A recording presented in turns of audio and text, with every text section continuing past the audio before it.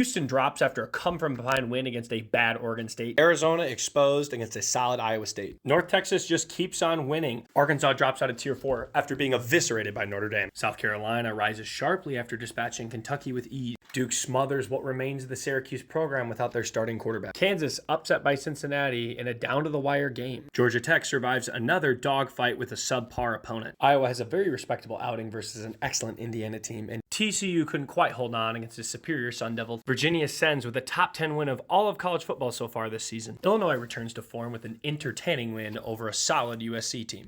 The extremely overrated LSU Tigers were dealt with accordingly. Vanderbilt has passed all the eye tests and eliminated inferior yet notable opponents like South Carolina and Utah State. How they fare against a bona fide good team like Bama. Tennessee gets an entertaining win over a very underrated Mississippi State squad in Starksville. FSU drops some, but not as much as the BTA versus Bama ages better by the day. Next week against Miami, Florida, a lot of questions will be answered. A&M continues to rack up quality wins. The 6-point win versus Auburn was much more dominating than the box score appeared.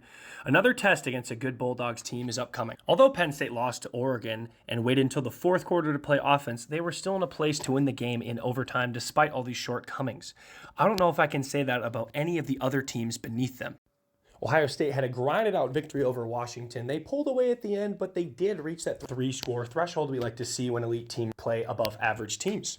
After being relatively unchallenged all year and passing all the eye tests, Oregon confirmed our suspicions, and they are indeed an elite team with that overtime win over Penn State. Miami rests up to play rival Florida State. This game extremely consequential as these are the only two real playoff contenders in the ACC. If Florida State loses, which they most likely will, they have to hope to win out, stay undefeated for the rest of the season, and that Alabama performs well in the ever-changing and wide-open SEC.